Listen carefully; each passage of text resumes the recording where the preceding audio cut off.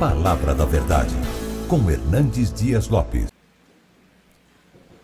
Irmãos queridos, nós vamos abrir a Palavra de Deus no livro de Atos dos Apóstolos, capítulo 17.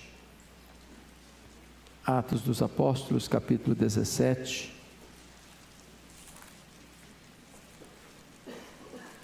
E faremos a leitura a partir do verso 16.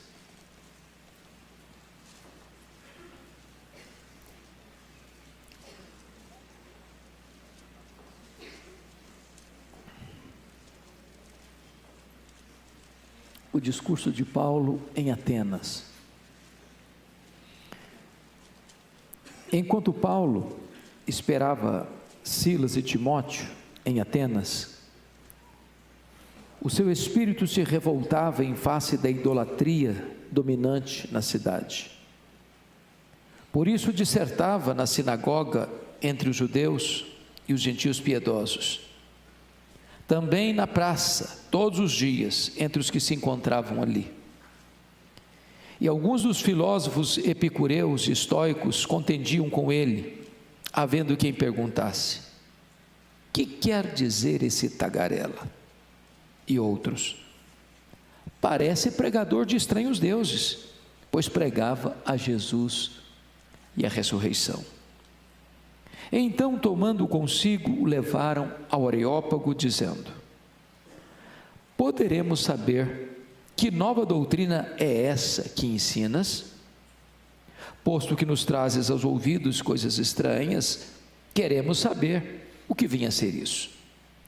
Pois todos os de Atenas e os estrangeiros residentes de outra coisa não cuidavam, senão dizer ou ouvir as últimas novidades.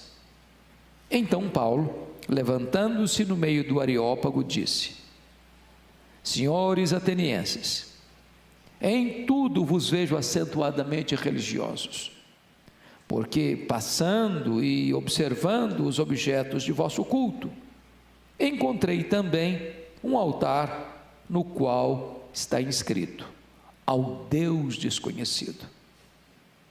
Pois esse que adorais sem conhecer é precisamente aquele que eu vos anuncio, o Deus que fez o mundo e tudo o que nele existe.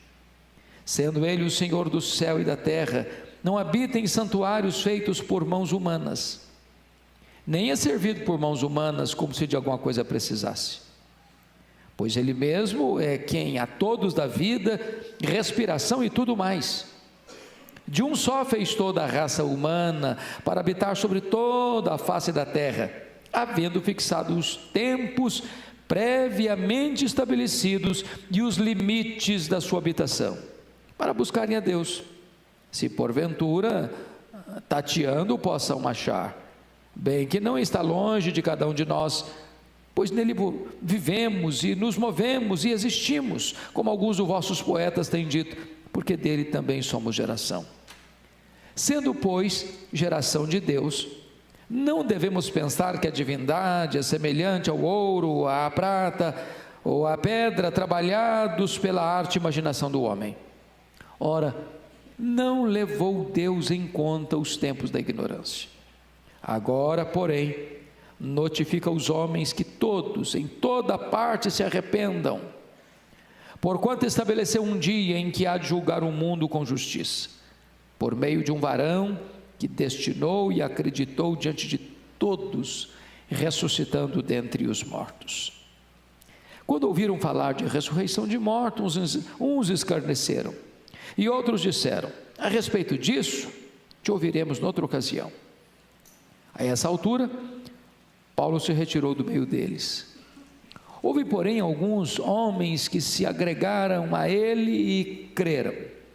Entre eles estava Dionísio, o Areopagita, uma mulher chamada Dâmaris, e com eles outros mais. Amém.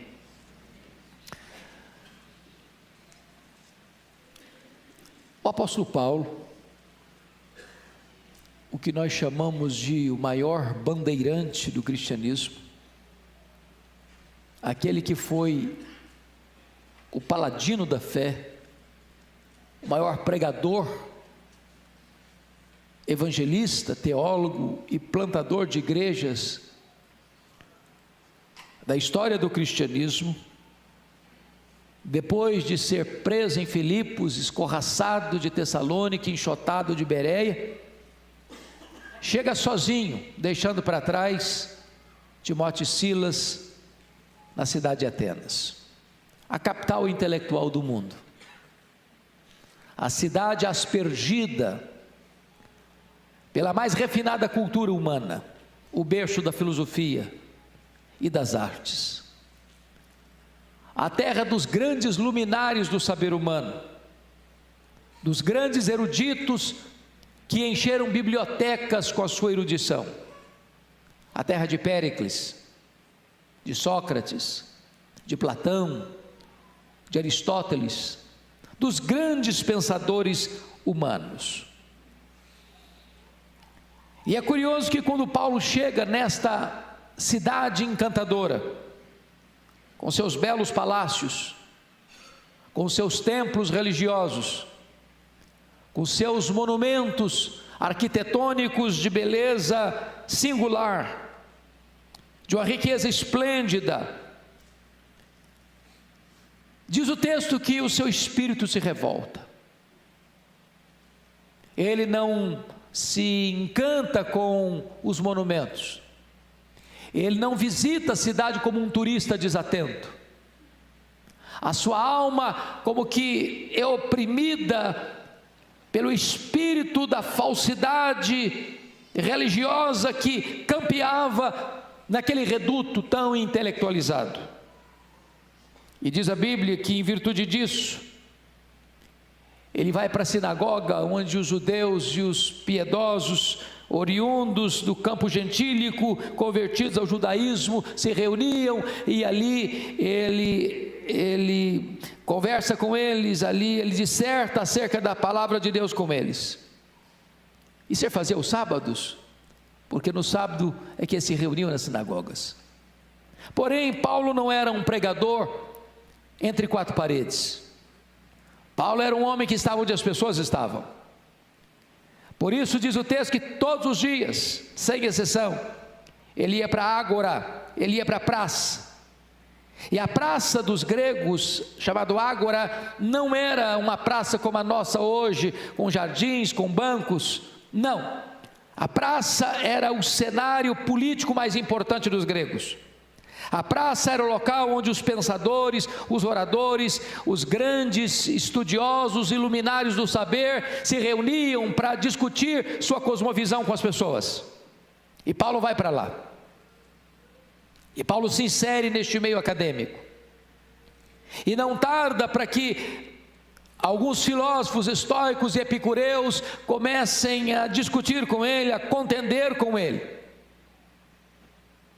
E esses homens, cheios de empáfia e de orgulho, pela sua cultura refinada, pelo seu muito saber, olham para Paulo com preconceito e o chamam de tagarela.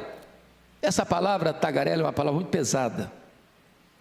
A palavra grega spermologos é a ideia de um passarinho que está no esgoto, catando sementes. Ou, esta palavra significa aquele que não tem ideias próprias, aquele que fica jogando palavras que não são suas, porque não tem ainda a independência para formar a sua própria opinião sobre determinado assunto. E diz a Escritura que diante desse fato, Paulo chama de tal forma a atenção de Atenas, que era uma grande metrópole na época, que os atenienses e os estrangeiros residentes em Atenas, de outra coisa não cuidavam senão falar das últimas novidades, do que Paulo estava pregando, porque ele pregava a Jesus e a ressurreição. Então, mesmo numa cultura politeísta, com tantos deuses, para eles Paulo estava pregando outras duas divindades que eles não conheciam, Jesus e a ressurreição como se fosse uma divindade masculina e uma divindade feminina. E então levam Paulo ao tribunal dos judeus, ao tribunal dos gregos, o Areópago. Era mais do que um espaço físico, era mais do que uma geografia da cidade, era o local onde as grandes questões eram tratadas pelas autoridades constituídas daquela cidade. Paulo é levado ali para ser interrogado, para ser interpelado. E quando ele chega naquele seleto ambiente, Paulo é extremamente estratégico, porque seu espírito estava revoltado por causa da idolatria, mas ele abre um dos mais sublimes discursos registrados na Bíblia, de uma maneira extremamente sensível, estratégica e sábia. E ele dirige-se assim: senhores atenienses, em tudo eu vos vejo acentuadamente religiosos. Imaginem vocês se Paulo tivesse se dirigido assim: senhores atenienses, tão sábios que são, mas mergulhados num caudal de idolatria. Talvez ele poderia ter fechado a porta da comunicação. E ele dizendo: passando por Atenas e observando os objetos do vosso culto. Paulo não é um turista, ele passa e não apenas vê, ele passa e observa. Às vezes nós andamos pela cidade, irmãos, e nós olhamos, e nós tiramos fotos, e nós observamos a beleza dos monumentos, mas nós não observamos o que está por trás dos monumentos, o que está por trás da cultura, o que está por trás da religiosidade de um povo. Ele disse: eu vi um altar dedicado ao Deus desconhecido. Por que isso? Porque dentro da cultura grega havia tantos deuses,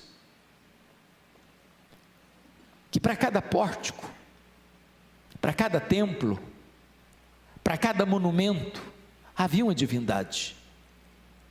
E dentro da crendice politeísta deles, eles pensavam: as divindades que nós servimos sem conhecer são iracundas, são vingativas, e toda divindade precisa ter um altar. Mas eles pensavam: e se porventura nós tivermos esquecido alguma divindade, se erigirmos aqui algum altar, essa divindade vai nos punir. E eles então, com medo de correrem esse risco, levantaram um altar ao Deus desconhecido. E Paulo pega este gancho para falar para eles do Deus verdadeiro que eles não conheciam. E então Paulo começa a apresentar para eles o Evangelho. O que eu acho curioso, meus irmãos, é que passaram-se 20 séculos. São Paulo hoje, Rio de Janeiro hoje, Brasília hoje, Belo Horizonte hoje, Fortaleza hoje, ou as outras cidades e capitais do nosso país hoje, não são diferentes da Atenas do passado. Prestem bem atenção vocês. O mundo hoje, como naquela época, tem muito interesse por novidades, mas não tem interesse pela verdade. Se você percebeu, está escrito no versículo 21, pois todos os de Atenas e os estrangeiros residentes de outra coisa não cuidavam, senão dizer ou ouvir as últimas novidades. O mundo tem curiosidade para saber de novas novidades, de novas ideias, de novas propostas. Mas para esse mesmo povo, o Evangelho era considerado coisa estranha. Para eles, Paulo estava pregando coisa estranha. para o Brasil ainda o verdadeiro evangelho é coisa estranha. Mais do que isso, para eles, o pregador era um tagarela.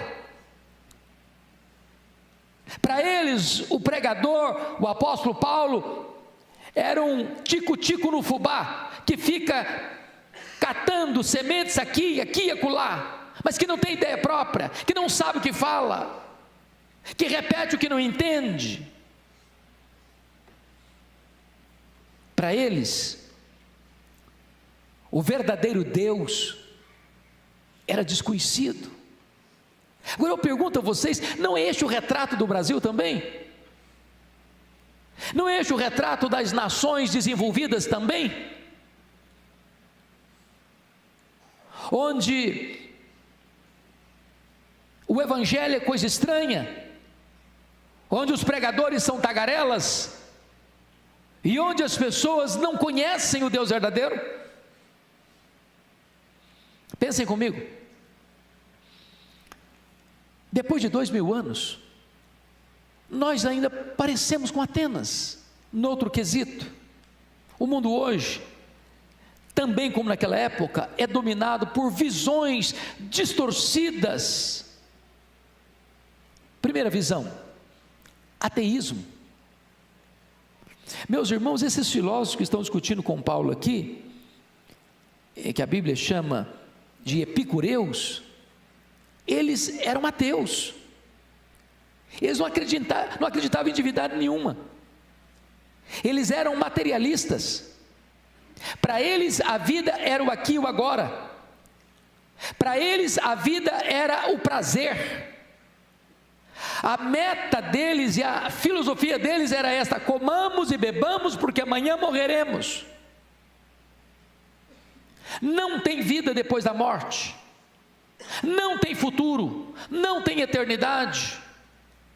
Agora olha os lugares mais intelectualizados do Brasil, percorra as universidades, percorra os corredores mais cultos do nosso país, percorra a academia, percorra as nações europeias, berço da cultura, e você vai ver que cresce assustadoramente o ateísmo no Brasil e no mundo. As pessoas estão buscando o prazer, as pessoas só pensam no agora, elas não pensam no amanhã, elas não pensam em Deus. Segunda visão distorcida daquela época e de hoje ainda, o panteísmo. Esses que são denominados aqui de estoicos, eles eram panteístas. A teoria de que tudo é Deus. Os estoicos acreditavam que a natureza é o corpo de Deus, e Deus é a alma da natureza, a mãe terra. Eles, além disso, eram fatalistas. Os estoicos acreditavam o seguinte: você não pode mudar o destino cego que foi imposto sobre a sua vida. Você tem que aguentar. É por isso que até hoje você está acostumado com a frase: o fulano de tal sofre como um estoico. Ele trinca os dentes e aguenta.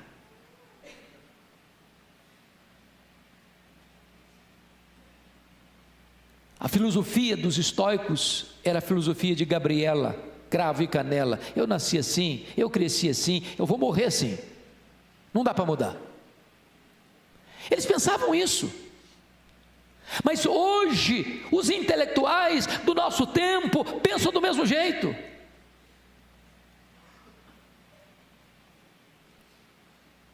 Pense comigo, como lá ainda hoje, eles eram politeístas. Meus irmãos, na época que Paulo visitou a cidade de Atenas, segundo Suetônio, havia mais de 30.000 estátuas dedicadas aos deuses. Isso levou Xenofonte a dizer que a cidade inteira de Atenas era um altar. Isso levou Plínio a afirmar que era mais fácil você encontrar um Deus em Atenas do que um homem. Isso levou Diógenes a satirizar com os atenienses, saindo certa feita, pleno meio-dia, sol a pino, com a lanterna acesa nas mãos. E quando alguém lhe pergunta: o que você procura, Diógenes? Ele respondeu: eu procuro um homem, porque nessa cidade só tem deuses.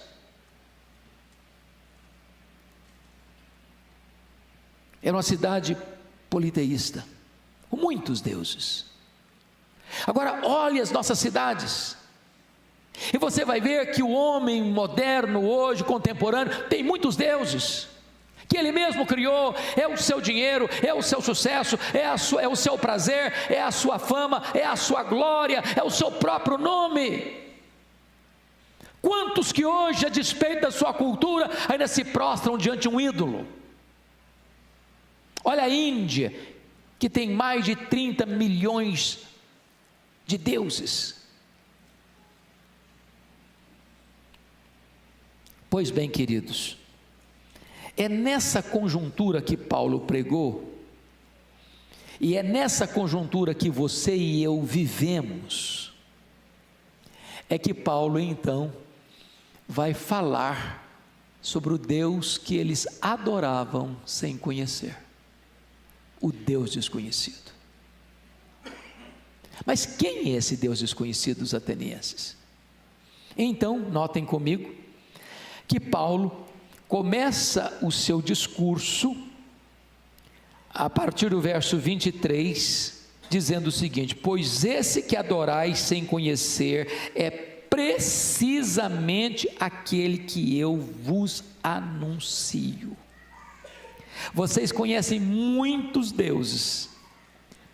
Eu vejo vocês como um povo acentuadamente religioso.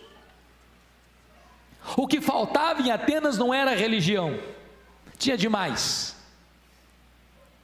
O que faltava em Atenas era o conhecimento do verdadeiro Deus. Talvez o que falte no Brasil é o conhecimento do verdadeiro Deus. E quem é esse Deus? E Paulo responde: em primeiro lugar, Ele é o Deus Criador. Confira comigo, por gentileza, o que ele vai expressar para nós aí no versículo de número 24. O Deus que fez o mundo e tudo o que nele existe. Amados irmãos, eu acho maravilhoso isso, porque já naquela época de Paulo, já havia pessoas que pensavam na questão de outras explicações para a origem do universo, que não a criação. Vocês bem sabem que os gregos não acreditavam na doutrina da criação. Vocês bem sabem que os gregos pensavam que a matéria era eterna. Vocês bem sabem que os gregos pensavam que a matéria sendo eterna, a matéria também era má, e o espírito era bom. Então eles não acreditavam na criação, porque eles entendiam que Deus devia ser bom, e se Deus é bom e a matéria é má, Deus bom não pode criar matéria má. Então eles diziam que o mundo surgiu de diversas emanações divinas, mas que a emanação que originou o universo não era Deus. E Paulo não tem nenhum problema de consciência, Paulo não tem nenhum problema intelectual para afirmar na terra da intelectualidade, que não acreditava na doutrina da criação, que Deus criou o mundo e tudo que nele existe. A matéria não é eterna, a matéria foi criada, e criada por Deus. Este mundo é feito de matéria e energia, e matéria e energia não criam a si mesmas. Este mundo é governado por leis, e leis não criam a si mesmas. Paulo Paulo está dizendo em Atenas que este mundo não surge espontaneamente, este mundo foi criado. Paulo está dizendo em Atenas que este mundo não é resultado de uma evolução de milhões e milhões de anos, esse mundo foi criado. Paulo está dizendo que este mundo não é fruto de uma explosão cósmica, este mundo foi criado, tudo foi criado por Deus. Esta é uma verdade estranha para o mundo hoje. Quando você prega sobre isso, eles vão chamar você de tagarela. Mas seja Deus verdadeiro e mentiroso todo homem.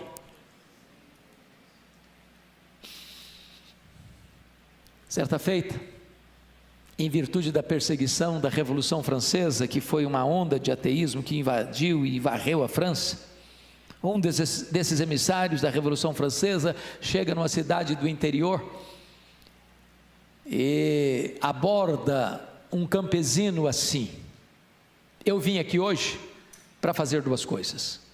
Primeiro, rasgar sua Bíblia. Esse livro é um livro ultrapassado. Uma pessoa informada não acredita mais nesse livro de capa preta. Segunda coisa que eu vim fazer aqui é queimar o templo da sua igreja, porque ter fé em Deus não faz mais sentido. Nós temos explicações necessárias para este mundo que está aí, fora de Deus.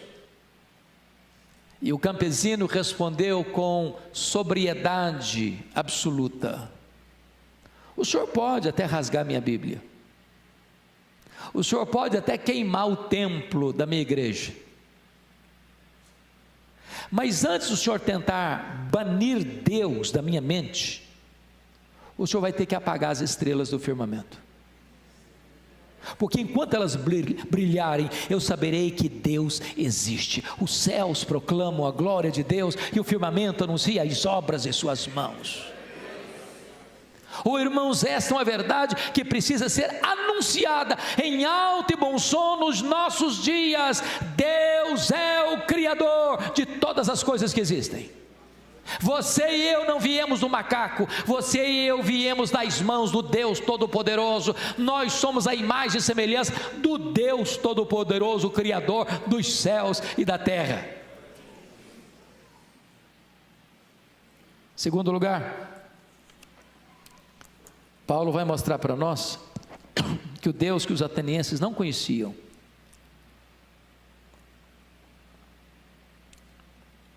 é o Deus da providência.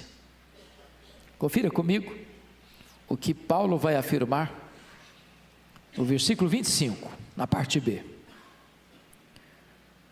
Pois Ele mesmo é a quem a todos dá vida, respiração e tudo mais. Agora confira o verso 28. Pois nele vivemos e nos movemos e existimos. Esse Deus não só criou tudo, mas mantém tudo com vida. Ele não só é o Criador, Ele é o preservador. Ele não é só o Deus da criação, Ele é também o Deus da providência. Se você veio aqui hoje, isso é uma prova de que Deus existe. Se você está aqui nesta noite, isso é uma evidência absoluta de que Ele existe, porque é Ele quem mantém a sua respiração, é Ele quem mantém o seu cérebro funcionando, é Ele quem mantém o seu coração batendo, é Ele quem mantém você com oxigênio em seus pulmões, é Ele quem lhe dá a vida. E sabe, amados, às vezes pelo corre-corre da vida, pela falta de reflexão devida no nosso coração, a gente pode passar pela vida achando essas coisas tão naturais, a ponto de você levantar-se de manhã e abrir a janela do seu quarto e a luz entrar, e você nem reconhecer que se você está vivo é porque Deus lhe preserva a vida. Se você tem pão sobre a sua mesa, não é porque você tem dinheiro, porque de nada adiantaria você ter dinheiro se os campos não produzissem alimento. É Deus quem sustenta.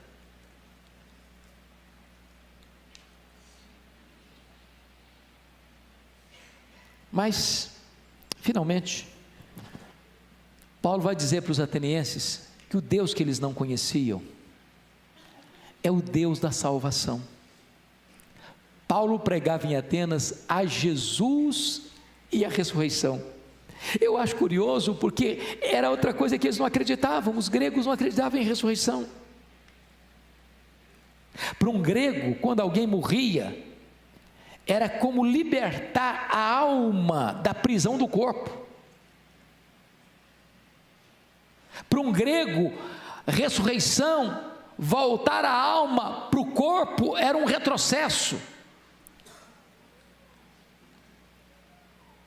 Paulo se dirige aos epicureus que achavam comamos e bebamos porque amanhã morreremos e não tem mais nada. Ele está dizendo, tem sim, tem ressurreição, tem sim, tem juízo final, tem sim, tem acerto de contas com Deus.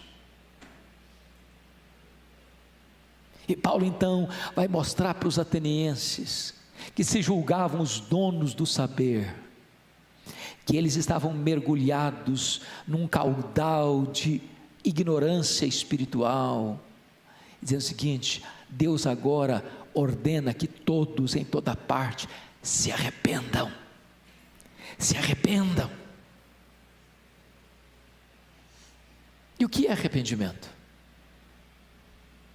Arrependimento tem 3 elementos fundamentais e nós precisamos entender isso.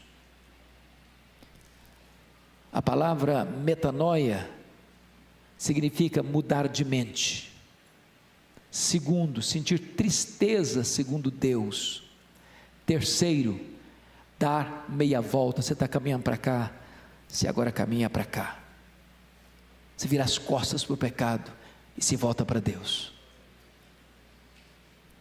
Se não houver a convergência desses 3 elementos, razão, emoção e volição ou vontade, não teve arrependimento.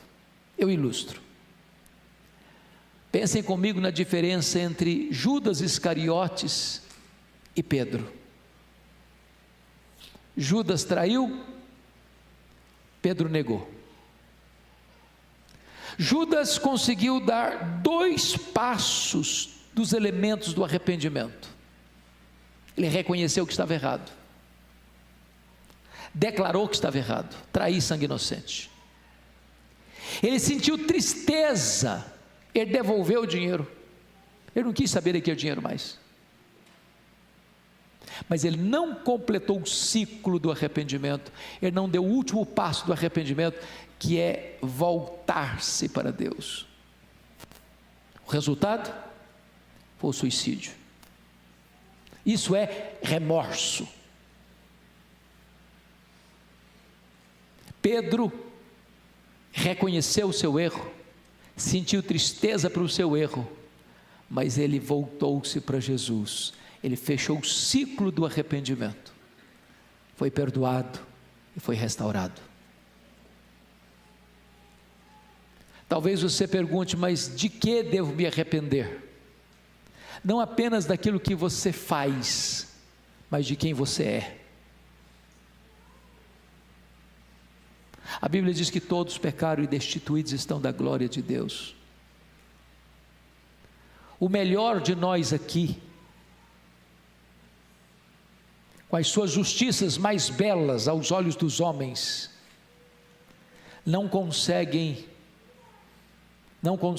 o melhor de nós não consegue o favor de Deus pelos seus próprios méritos, porque as nossas justiças não passam de trapos de imundícia aos olhos dele. É preciso que você se arrependa. A grande manchete do Evangelho é: arrependei-vos. Esta foi a mensagem dos profetas, esta foi a mensagem de João Batista, esta foi a mensagem de Cristo, esta foi a mensagem dos apóstolos, esta é a mensagem da igreja: arrependei-vos. Mas por que arrepender-se? Porque o texto diz: porque haverá um dia de juízo. Esse dia já está determinado, o juiz já está escalado, e todos nós vamos ter que comparecer lá. E a não ser que você se volte para Cristo e creia nele, não haverá a mínima chance ou a menor esperança de você ser perdoado e salvo.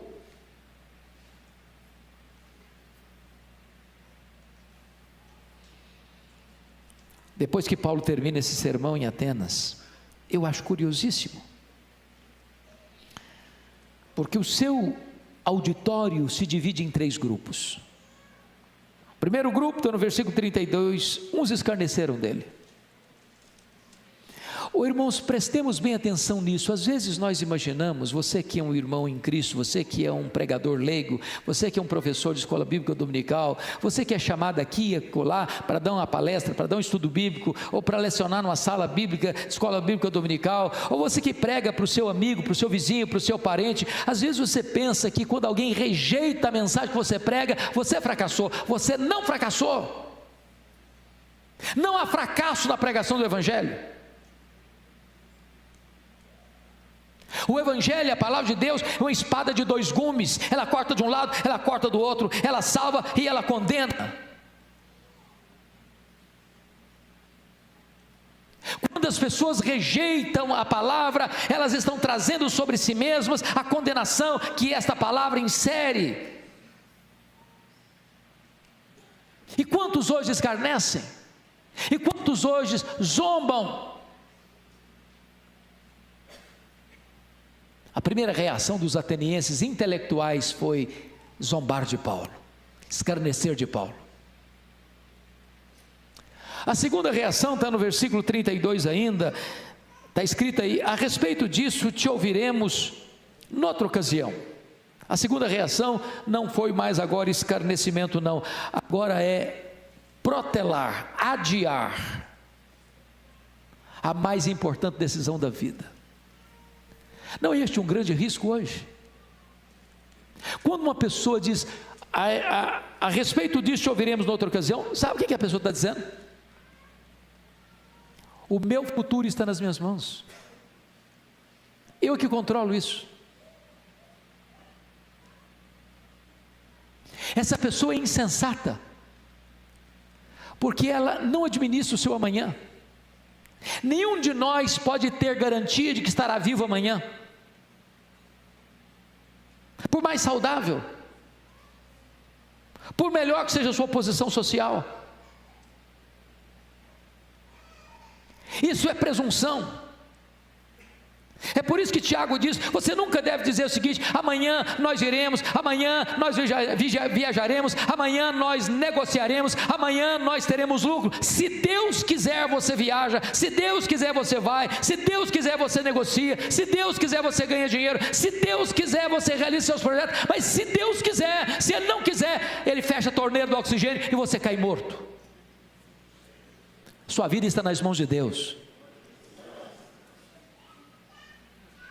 Mas louvado seja o Senhor. Confira comigo o versículo 34. Houve uma última reação. Está escrito no verso 34: houve, porém, alguns homens que se agregaram a ele e creram. Louvado seja Deus. O que me encanta no Evangelho, irmãos, é que a palavra de Deus não volta para ele vazia, sem operar os desígnios de Deus. Então não se acanhe de pregar o Evangelho. Deus tem os seus, e a Bíblia diz que as ovelhas de Cristo ouvem a sua voz e o seguem.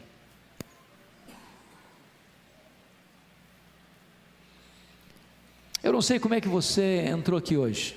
Pressuponho que todos que entraram aqui já são irmãos em Cristo, mas eu não sei. Só Deus sabe. Só Deus sonda os corações. Se você entrou aqui hoje apenas como um religioso,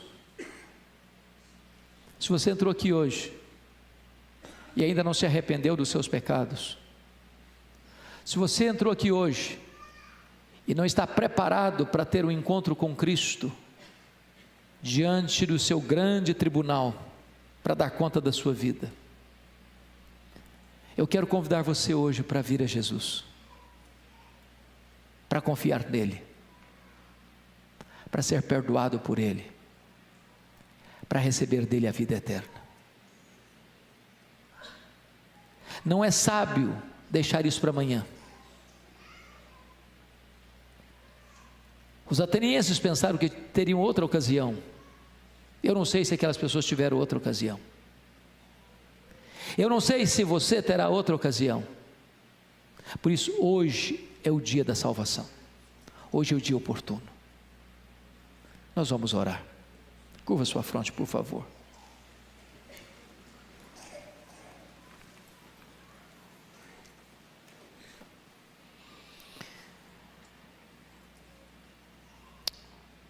Ah, Senhor, nós te rendemos graças, porque a tua palavra é viva e poderosa. Mesmo num ambiente tão hostil como Atenas, a tua palavra diz que alguns creram. O que nós te pedimos nesta noite, ó Deus, é que se alguém entrou aqui hoje, nesta casa, que ainda não se rendeu totalmente aos pés do Salvador, que esta seja uma noite de salvação. Que agora mesmo tu removas as escamas dos olhos, que agora mesmo tu tires o tampão dos ouvidos, que agora mesmo tu tires o coração de pedra, dando um coração de carne, que agora mesmo tu concedas o arrependimento para a vida e concedas a fé salvadora, que agora mesmo o milagre da regeneração aconteça e a conversão venha à tona, para a glória do teu nome. Mas oramos ainda, para que a tua igreja aqui presente não se acovarde, não se omita, não caminhe pela cidade de São Paulo, outras cidades aqui representadas, como turistas desatentos, só olhando o trânsito ou os monumentos. Que os dramas da cidade aflijam também o nosso espírito, que as dores da cidade também pulsem e latejem no nosso peito, e que a percepção que tivermos, ó Deus, nos arranque do comodismo, para entrarmos nas sinagogas, para irmos para as ruas e para as praças, para irmos para os salões, onde as coisas são decididas nesse país, para ali anunciarmos o Deus que eles não conhecem, na força e na autoridade do teu poder.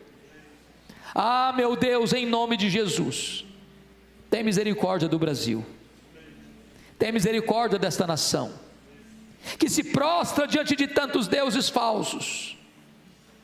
Que esta nação te conheça como o único Deus vivo e verdadeiro, que essa nação se arrependa da sua idolatria e dos seus pecados e mazelas, e se volte para Jesus Cristo, a única esperança, e que tu levantes a tua igreja neste país, para ser uma agência do teu reino, na proclamação do glorioso evangelho da graça. Que seja assim, Senhor, em nome de Jesus, amém.